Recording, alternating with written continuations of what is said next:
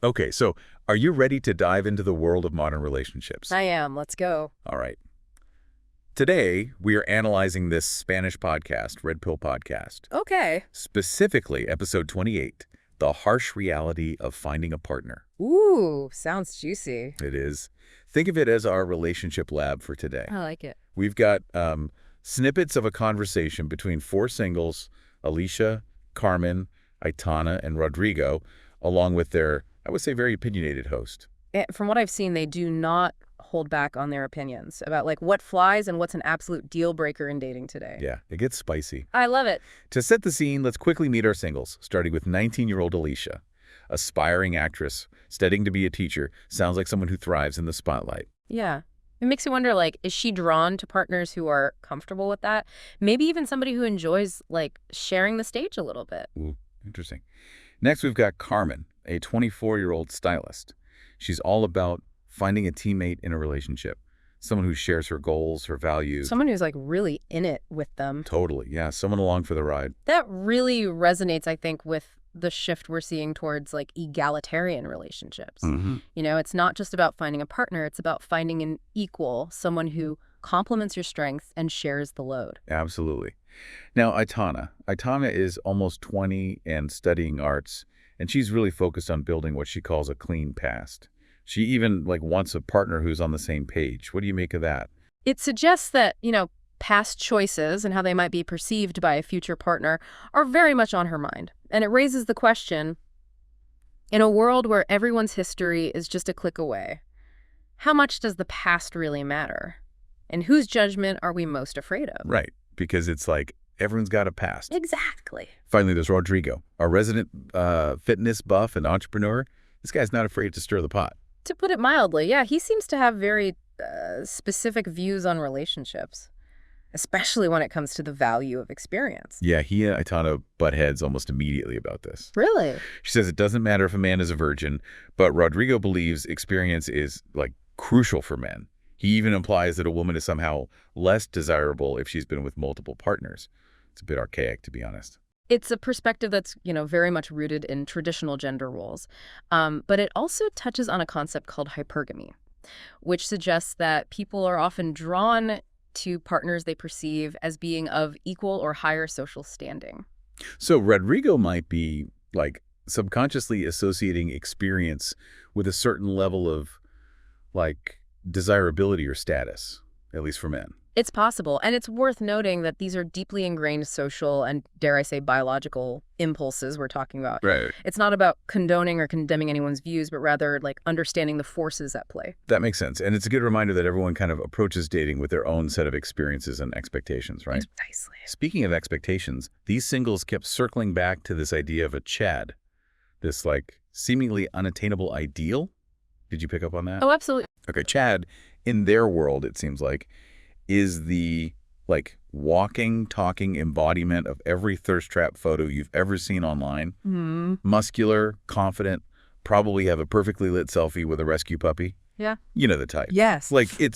We've all seen it. We know it. Yeah, we've all seen it. It's like this classic archetype repackaged for the digital age. Totally. And what I find so fascinating is how this archetype, despite its potential downsides, remains so alluring. It's like we're almost hardwired to be drawn to confidence and those strong, silent types, even if deep down we kind of know better. Right. And I think it speaks to the enduring power of cultural narratives. Right. We see this archetype reinforced everywhere. Movies, music, even those dating app profiles where everyone seems to be posing on a mountaintop or showing off their latest adventure. Oh, 100%. Yeah. And let's not forget social media, which can be a minefield for a relationship. Oh, absolutely. Speaking of which, Aitana is very candid about her OnlyFans career. Okay. Which sparks quite the debate. Yeah. It's a perfect example of how the internet has really blurred the lines between our personal and public lives. And how transparency about certain choices might not always lead to the acceptance or understanding one might hope for. Right, exactly. She's upfront about it, but you can tell it makes some of the others uncomfortable. Sure. So it raises the question, can you truly separate someone's past from their present, especially when it comes to relationships? Especially in a world where our digital footprint can feel so permanent. Yeah, and it's a good reminder that everyone brings their own baggage to a relationship, whether it's emotional, experiential, or In Atana's case, something that like lives online. Right. And speaking of baggage, this podcast was a goldmine of relationship red flags. Oh, Those little warning signs that maybe, just maybe, this isn't the love match you're looking for. okay. I'm intrigued. What do they got? Some were more lighthearted than others, but all fascinating glimpses into what makes these singles tick. I like it. Like Itana's thing about men being taller there. She jokes about needing help, like reaching things. Okay. But I kind of wonder if there's more to it than that. Yeah, I think it speaks to those deeply ingrained, like, cultural and even evolutionary preferences we talked about earlier. Height for men is often associated with strength and protection. So it's understandable that someone might, like, subconsciously factor that into their dating criteria. Right. Makes you think about your own, list of must-haves versus nice-to-haves in a partner. Absolutely. Yeah, for sure. And it's not always about physical attributes either. Remember Carmen's stance on household chores? She's not just looking for a partner. She's looking for a teammate who pulls their weight around the house, that is. Right, yeah. Shared responsibility, not just in chores, but, like, in life, right? Yeah. It speaks to that larger conversation about gender roles and what we expect from partners in modern relationships and Right. how those expectations are shifting, which I think is fascinating. Totally. Then we have Rodrigo's take on partying. He sees a woman who's always out on the town as immature, a potential red flag for a long-term relationship, Interesting. which some might interpret as a bit controlling, but it does raise an interesting point about lifestyle compatibility. Like, if one person is all about late nights and spontaneity, while the other craves routine and, cozy nights in, that could lead to some friction. Down the line, I mean. For sure. It highlights the importance of shared values and priorities in a relationship, right? Yeah. And how, like, failing to recognize those differences early on can lead to conflict later. Exactly, yeah. Speaking of values, there's this interesting contrast with Aitana. Despite being very open about her, shall we say, unconventional career choices, she reveals this surprisingly traditional view when it comes to family. Really? How so? Well, she specifically seeks out partners who come from, stable, close-knit families. Okay, interesting. It makes you think about the lasting impact of our upbringing on our relationship patterns, right? Right, for sure. You talk about attachment theory. Yeah. I've heard that mentioned before, but could you unpack that a bit? Yeah, so attachment theory essentially suggests that our early childhood experiences, particularly our relationship with our primary caregivers, shape how we approach relationships later in life. So, those who had secure, loving attachments in childhood tend to feel more secure and trusting in their adult relationships. On the other hand, those who experienced inconsistent or, unreliable caregiving might struggle with intimacy, fear of abandonment, or just have a harder time forming, secure bonds. So Aitana, even with her seemingly, confident exterior and her openness about her choices, might be subconsciously seeking the stability and security that perhaps wasn't as present in her own upbringing. Exactly. It underscores the complexity of human behavior and how we often seek out partners who can, help us heal old wounds or fulfill unmet needs, even if we're not consciously aware of it. Wow. It's a good reminder that there's always more than meets the eye, both in ourselves and in, potential partners. Yeah. But this is where the podcast takes a bit of a somber turn, I think. They end on a rather pessimistic note about the state of modern relationships, citing, declining birth rates and this perceived, erosion of traditional values. It's true that, societal shifts, economic pressures, and just evolving priorities have created, a very complex landscape for relationships. But I wouldn't say it's all doom and gloom. In fact, I think we're witnessing a fascinating period of transformation, not destruction. So if it's not all doom and gloom, what's the counter-narrative? What makes you so optimistic about the future of relationships? Well, for one, we're having these conversations. It's true. People are more aware of the challenges. They're more open about, their needs, more willing to, seek guidance, whether it's through therapy, self-help, or even, podcasts like this one. Yeah, it's we're finally acknowledging that relationships take work, communication, and, a willingness to kind of grow both individually and together. Exactly. And with that awareness comes a greater understanding of ourselves. Right. And what we truly want in a partner.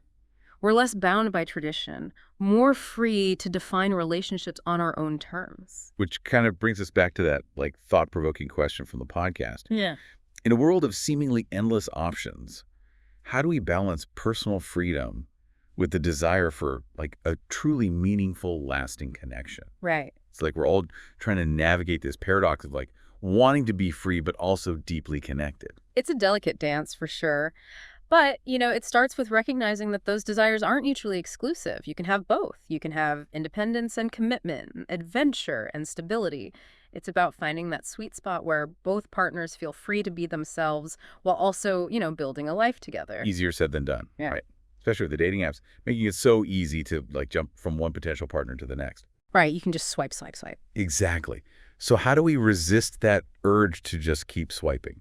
Like, how do we hold out for something real? I think it comes back to intentionality. Okay. Being crystal clear about your values, your non-negotiables, what you're truly seeking in a partner, and being equally transparent with those you're dating. No more game playing, no more pretending to be someone you're not to fit, like some idealized mold. So it's about like embracing authenticity, Yeah. showing up as our like messy, imperfect selves and trusting that the right person will kind of appreciate us for it. Precisely. And remember, relationships are a two-way street. It's not just about finding the perfect partner. It's about being the best partner you can be. It's about showing up with empathy, vulnerability, and, a willingness to put in the work. So no more hiding behind those like carefully curated online personas. Right. No more projecting this image of perfection. Exactly. Embrace your quirks, your flaws, your unique journey. Those are the things that make you, you. And the right person will find them endearing. Just like, those like ferret-loving, chore-sharing, height-conscious preferences we discussed earlier. They might seem silly on the surface, but like they reflect what truly matters to these singles. Yeah, it's a good reminder that relationships at their core are about like connection, laughter, and shared values. For sure. And sometimes it's about like embracing the absurdity of it all. Yeah. Absolutely. Because even with all the challenges and complexities, relationships remain one of the most rewarding aspects of the human experience. They do. They really do. Well, to kind of wrap up our deep dive into the wild world of modern relationships, what's the like key takeaway? What's the one thing we want our listeners to, remember from today? I think at the end of the day, be yourself. Be honest about what you want. And don't be afraid to, embrace the beautiful messiness of it all. And on that note, we'll leave you to ponder this. In a world of endless possibilities, what kind of connection will you create?